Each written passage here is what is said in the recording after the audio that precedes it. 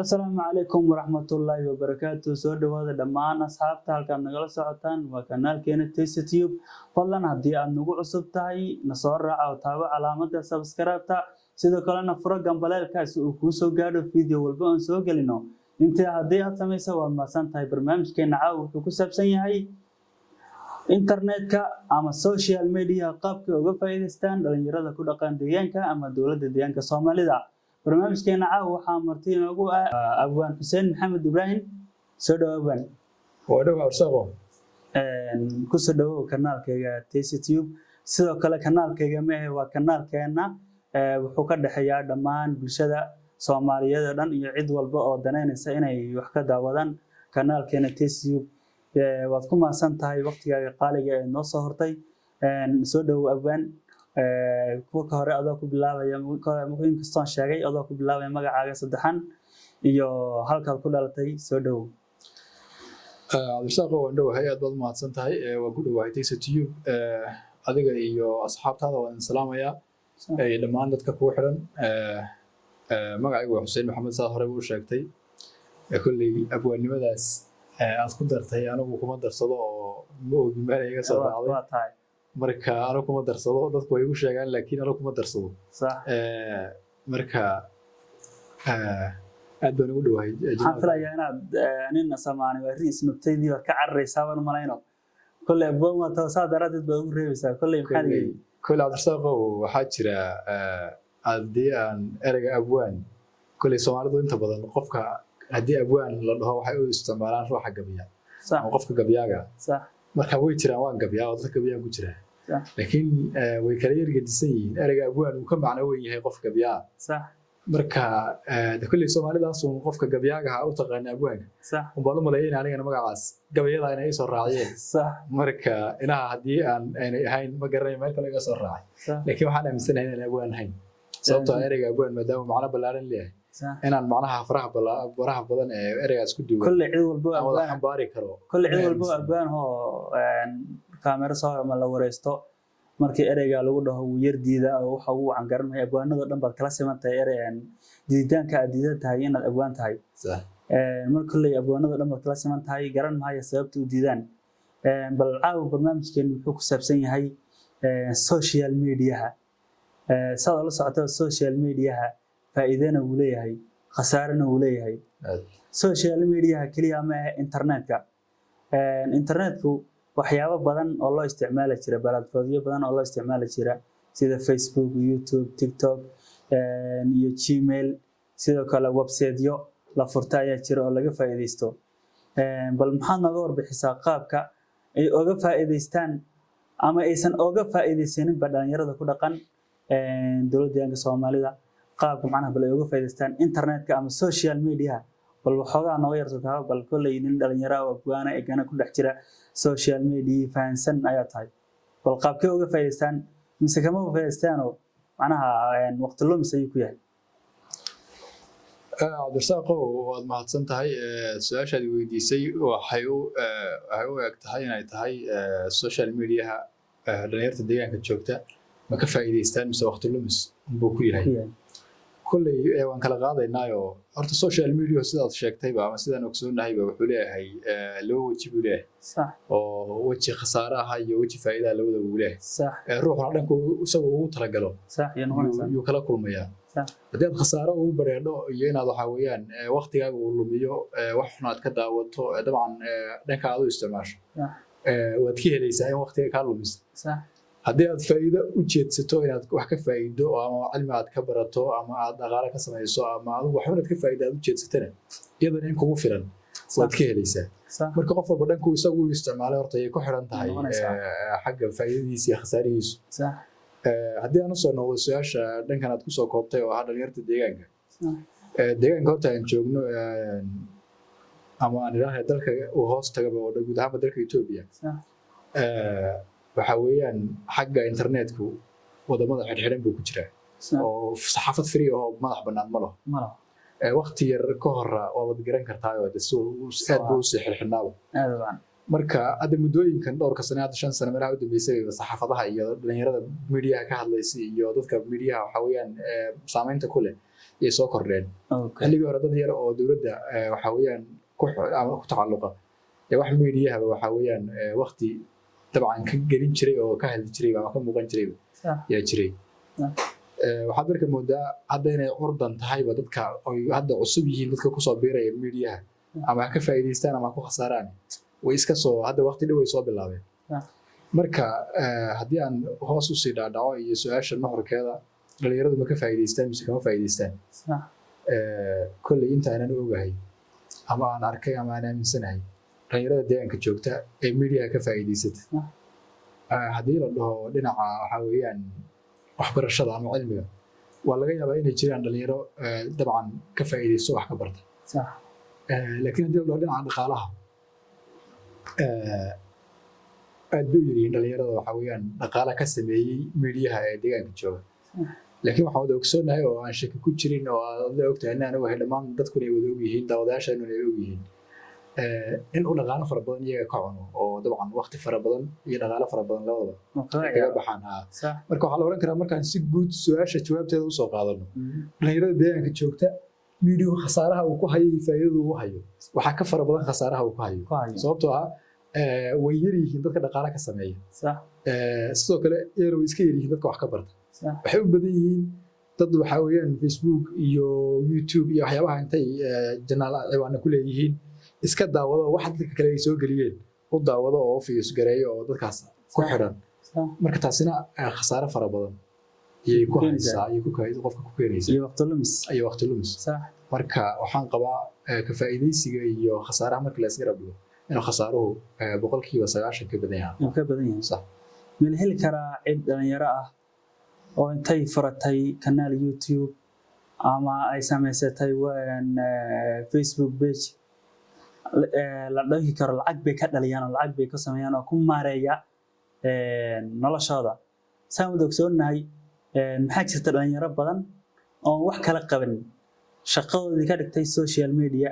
halka ka soo saara dhaqaalahooda xitaa dad kale ka caawiya dhaqaalaha ka soo saaraan dad kale ka sii caawiya kharash ka helaan marsidii kara hal ama laba shakhsi oo kamid ah deegaanka joogta ayaa dhaqaale ka sameeyay la taaban karo social media amsaqo waxa jira kulli waxaan ogsoonahay horta ummadaha social media ama caalamka dadweynaha isticmaala caalamka goobiska kala duwan ku isticmaala qaabab kala gedsan bay u isticmaalaan dad badan oo dhaqaale ka sameeyay baa jira laakiin markaan deegaankeena u soo noqono waxa weeyaan kulli intaan ogahay ma wada ogaado qof kasta oo media isticmaalo deegaanka jooga ma ogaan kartid laakiin intaan ogahay deegaanka dhalinyarada joogta ee meediyaha caanka ka ah la yaqaano way iska tirayeen aad bay u yiriin meediyuhu wuxuu u baahan yahay wax dhaqaalaha lagaga sameeyo waa dad weeyaan mar kasta oo ay dad fara badan kugu soo xidmaan adiguna aad wax macna la soo gelinayso meesha waxa dadkaas ay xiiseynayaan uu yahay meediyaha akoonkay sax oo waxa weeyaan dhaqaale ku sameynaya aad ku leedahay iyo dhaqaale u imaanaya laakiin haddii intaad ciwaan meel iskaga samaysato aadan wax shacab ku soo xidhin wax dadku ay soo xiiseeyaan aadan meeshii soo gelinin ciwaankan baad iskaga lahaanaysaayo wax ruux kale soo geliyina daawato oo iska fiiriso oo waxay soo qoreen iyo wax muuqaal la soo geliyay iyo waxaasuna waqti ku lumisa mooyeen way adag tahay adigoo aan dabcan adoo activity ama dhaqdhaqaaq iyo xirfad la imaanin inaad meediyihii shacab ku yeelato adag tahay haddii aadan shacab yeelin dhaqaale ma kama filan kartid meediyihii marka aad bay u tirayeen baan oran karaa dhalinyarada meediyaha dhaqaalaha ka sameysay ee deegaankeena joogta hadday jiraan ba aad bay u yiriin saasana aaminsanay aaminsantahay sax weeyaan markii la fiiriyo dadka hadda deegaanka YouTube-leyda ku soo biiray taageero intee la eg bay shacabka ku dhaqan deegaanka siiyaan hadday noqon lahayd saarista subscribe-ta hadday noqon lahayd inay ku xinaadaan in intee la eg bay dhalinyarada ku dhaqan deegaanka ayay taageero siiyaan YouTube-leyda deegaanka absaqo horta waxaa jira waxa YouTube-ka la yiraahdo waa sida makhaayadahan ama meheradaha suuqa ka furan oo kale social media dhamaantii waa sida mar kasta oo aad account ku yeelato social media ama ha noqoto Facebook oo page aad ku samaysatid ama YouTube ha noqoto channel ku samaysatid ama Instagram iyo TikTok iyo adigu applicationada kale la isticmaalo ha noqoto mar kasta oo aad channel ama account ku samaysatid social media iyo aaladaha la isticmaalo waa sida meheradaha suuqa oo kale taa weeyaan shacab bay u baahan tahay aad weyn shacabkaasi ama ha noqdaan kuwa iyagu waxa weeyaan kugu soo xidhmay waxaad soo gelinaysa intay danayeen ku soo xidhmay ama ha noqdaan kuwa aad adigu isku soo xidhay oo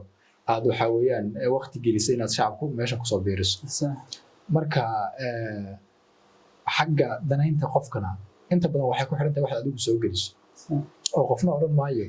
cabdistaaq YouTube-kiisa ama Facebook-kiisa aan soo daawado laakiin haddii adigu wax macna la soo geliso qofka dhalinyarada ay soo ay janalka samaystay ama akoonka furtay wax macna loo bulshada ku soo xirantay uu soo geliyo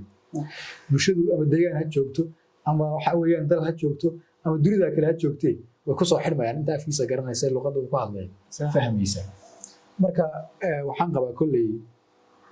xadaarada bulshadu ee deegaankeena markaan fiirino كل bulshooyinka kale ee dariska ah sida hadda dawladahan kale oo ama Itoobiya ha ahaato ama Soomaaliya ha ahaato madaxa ku nool ay isugu shacabeeyaan isugu xidhan yihiin dabcan bulshada media ku nool dabcan ay istaageeraha isugu yihiin inagu aad isugu wani baa la oran karaa dhalinyaradu qof walba intiisa yartay waxa weeyaan xawaanka yarkii isugu ku leeyahay aad uga dhaafo haddii aad maanta wax wanaagsan soo geliso waxa laga yaabaa dhalinyarada aad garanaysa wixii ka falcelisay iyo dadka aan garanaynin inay ka falceliyay inay ka bataan dadka aan garanaynin inay ka falceliyay taas marka waxaan uga qiyaas qaadan karaa dhalinyarada deegaanku inayna fursad aad isu siinin oo aynan qofkan media uu ka ganacsanaya ama shaqo ka raadsanaya caawiyo oo u shacabeeya inayna aad isu oranin baan aaminsanahay okay ma santahay abaan su'aash kale ku weydiinayo maxaa weeyaan social media khasaaro leeyahay sida aragtayba waayahan dambe waxa ku soo badanaya xagga dhaqan xumida haday noqoto ruux dumar ah oo la soo qarxiyay say dhalinyaradu isticmaasho af suuqiga socda hebel baa la soo qarxiyay hebel la soo qarxiyay saameyn inta la eg yay ku leedahay deegaanka isqarxinta inuu ruux macnaha la soo fadeexeeyo oo sharaftiisa lagu soo ciyaaro ma ku dhacay ruux deegaanka arin noocaas ah kulli su'aashaasi horta media inta aan ka isticmaalo waxyaabaha inaan ama qoraal ama qof YouTuber ah oo waxa weeyaan ka sheekeynaya aan maqla mooyeen aan wax la soo qarxiyay iyo wax la soo waxa weeyaan fadeexay mid weyn laba kulmin oo deegaanka ama deegaan ha meel kala ahaadee wali cidna aan laba kulmin laakiin waan maqlaa dabcan ka sheekeynaya dadna way daawadaan wixii la soo qarxiyo oo way ku sii dheeraanayaan dadna dhaga hadal ku tahay hebel baa la soo qarxiyo qarxina wax noocaas ah lagu sameeyay in noqonaysa marka inta badan dadka social media lagu soo fadeexeeyo inkastoo jiraan dad si ay caan u noqdaan laftooda u sameeyay waxyaabo aan fiicnayn eegana ma jiraan dad deegaanka ama jijiga joogan ama godaha joogan ama qabridaar dagaal deegaanka meeshii doonaan ha joogan cid macnaha mustaqbalkiisii social media oo ku ciyaaray wali ma jiraan ama mala kulantay macnaha waxay dhacdo noocaas ah ma ka dhax aragtay social media kulli wax walba social media baa laga dhax arkayaa cabdisaaqo deegaankan markaan fiirino horta deegaanku kulli ma aha waxa weeyaan dadkiisuba waa dad intooda badan waxa weeyaan aan media saameyn badan ku lahayn qofka arrimahaas ay ku dhacaan inta badan waa qof media saameyn ku leh oo waxa weeyaan media dabcan ku dhaxmilmay oo la falgalay oo media dhex deganba inta badan xumaantiisa iyo ceebihiisu inay u soo gudbaan media laga yaabaa marka maadaama deegaanka dhalinyarta media waxa weeyaan dhex degan ama meheradaha saxda ku dhaxlay la yaqaan ay iska yaryihiin wali taas maana arag media qof lagu fadeexadaynayo deegaanka jooga ama raka ama dumar ha ahaadee anigu wali ma arag kulli waa laga yaabaa inay jiraan oo aan ogeyn aan arag laakiin inta aan ka aqaano ama aan anigu arkay cid deegaankeena ah oo dhalinyaro ah ama qof weynba ah oo media dabcan ceebtiisu ay taalo oo la leeyahay media waxa weeyaan waxaas uga soo gudbay ceebta wali ma arag sax weeyaan abwan social media oo dhex jirta ama Facebook lahow ama TikTok dhex arag kulli ciwaanku malid ma kale ciwaan kale TikTok horta nin Cabdirasaaq oo TikTok aalada la yiraahdo dhib ma qalba igu tahay wali ma aan isticmaalin wali mobilkaaga laga heli maayo ay sax marka waxaan rakaa oo kaliya Facebook aan isticmaalo muuqaala TikTok laga soo duubay oo calaamada TikTok ay saaran Facebook ku arkaa laakiin application-ka ama aalada TikTok la yiraahdo wali aan mobilka kuma gabagabadii maraynaa صح ku saabsan social media iyo internetka sidaad hore u sheegtay internetka waxyaabo badan ba looga faa'iideystaa haddii ay noqon lahayd ardaydu inay waxbarashada uga faa'iideysato sidoo kale hadda maxaa jiraba in jaamacado online ah adigu gurigaaga jooga aad ka baran karto halka adoo jooga aad casharada ka qaadan karto halka adoo jooga aad ku qalin jebin bulshadu iyo ama dhalinyaraduna siyaabo kala gedisan ayay ugu isticmaashaa ogtay waagi hore ma jirin internet ma jirin meel aad maadada aad u baahato aad ka helayso hadda maadada walba aad u baahato hadday diini ahaato hadday dunyada ahaato internetka laga helayaa marka waa si fiican in internetka laga faa'iideysto maxaad bulshada ku dhaqan deegaanka u soo jeedinaysaa يعني حق السوشيال ميديا هنا قام نوعين uga faa'iideystaan Cabdirasaaq bulshada horta media ku taxan deegaanka Soomaalida joogta kulliga waxaan ma dhalinyaro u badan yihiin oo dadka waaweyn ee deegaankeena jooga BBC dhageyst wax BBC idaacada dhageysan jiray warmaayo markii laga yimaado dad kooban oo ama siyaasiyiin ah ama waxa weeyaan dad meel kale inoo yimaadeen sax dadka deegaanka jooga rasmiga ah ee waaweyn waxaan maleynayaa waxa weeyaan da'da kontonka gaaray sax oo media waxa weeyaan isticmaala dadka caadiga ah ee deegaanka degan ee rasmiga ku ah inuu yiri yahay aaminsan sababtoo ah xilliga media dadka inay soo gaaray waqti dhow yahay oo telefoon xilligan aragnay waa xilli dhow iska ah sax dadkaasina waxa weeyaan way ka sii horeeyeen ayagoo waxa weeyaan wax telefoon iyo waxa weeyaan aaladaas aan la qabsanin iyo da'doodii iyo dhaaftay imka marka ilmo inay waxa weeyaan leedayo hooyooyin ama odayaal Facebook iyo YouTube ka isticmaala in deegaanka laga heli ama si kale uga faa'iideysan kara marka dadka dhalinyarada ah ee isticmaala media ee deegaanka jooga intooda badan waqti lumis buu ku yeesan hore buu soo sheegay oo waxay uga faa'iideystaan oo saas ma jiraan dhaqaale badan buu ka cunaa waqti badan buu ka lumiyaa laakiin ayagu wax faa'iido oo ka soo gasho way yartahay hadday jirto way yartahay inay jirin waa banaamsanahay dadka tirada yar ee ka faa'iideystana waxa weeyaan hadday jiraan buu aad u yiri deegaankeena marka kulli in aad looga hadlo oo arintaas dhalinyarada laga baraarujiyo oo waxaan kulliba isticmaalkiisa deyn mahayaan oo waxa weeyaan ummadii lagu sixray oo aan qofkii uusan ka dhex baxaynin haddii mar ku dhex jirayaan ay waxun faa'iido ka soo hooyiyaan in arintaas kulli aad looga hadlo oo dhalinyarada lagu baraarujiyo oo qurux badnaan lahayd sababta maxaa arkaysaa shan ruux meel wada fadhida oo mid la hadlayay mid walba telefoonkiisa ku faaraa miistaha ugu waxa weeyaan waa isticmaal dunida dhan internetka dad guumaysta la oran karaa isticmaal adduunka guumaysta yaa la oran karaa internetku inuu yahay sax marka dhalinyarada haddii aan tala bixin inaan siina ay noqon lahayd ama aan halka farin aan uga gudbino kulli laba wajibaasaan hore u sheegay looga faa'iideystaa media sax dad waxay uga faa'iideystaan aqoon iyo waxbarasho helaan oo dabcan qofku uu cilmi ka raadsado sax oo waxa weeyaan oo wax uu cilmi kororsi ah uu ka raadsado sax dadna waxay uga faa'iideystaan inay dhaqaale ka sameeyaan marka labada waji dhalinyarada deegaanka waxaan jeclaan lahaa in labadaba ay isku dayaan inay uga faa'iideysan karaan walow ay khadxumo fara badan iyo cilad xagga waxa weeyaan farsamada ay iska jirto deegaanka nisaan ognahay oo xagga internetkuba oo aad iyo aad isuga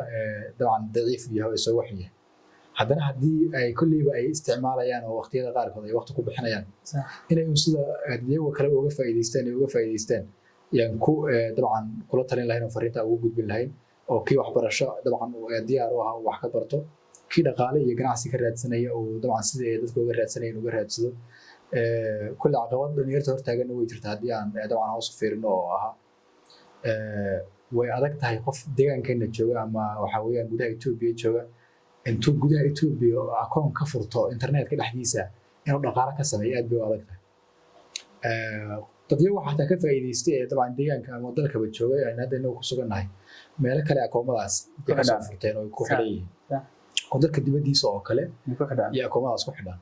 laakiin qof gudaha jooga oo intuu isagu aroortii soo kaco oo channel samaysto oo uu bangiga waxa weeyaan weli Google AdSense lagu sideen ma jiro oo ma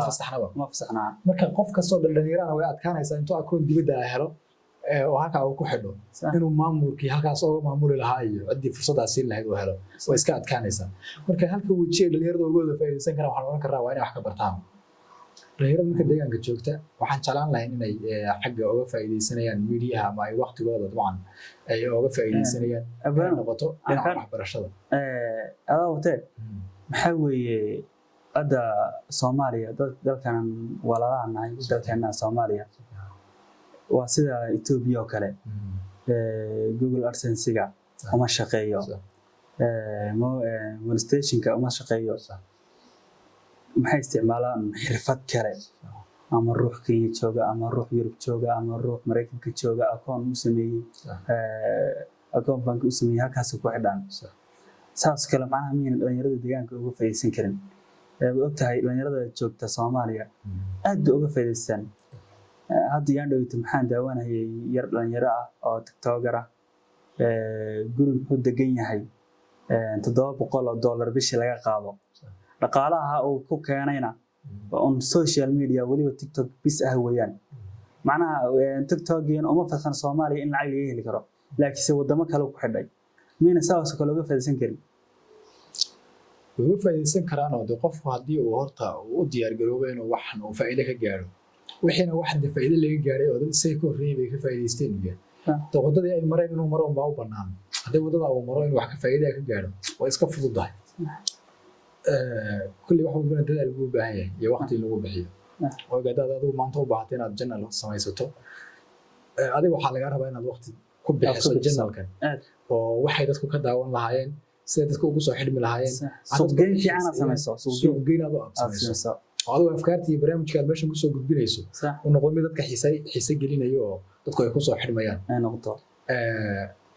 intaas marka adiga dhankaaga ka timaado waxa loo baahan yahay inaad ruux ku caawiyo hesho salahan ay gudaha Ethiopia joogtaa oo deegaanka Soomaaliya joogtaa markaad channel samaysato waxaad u baahan tahay inaad qof dibadda jooga uu garab arinta ka siiyo akoon uu ku sameeyo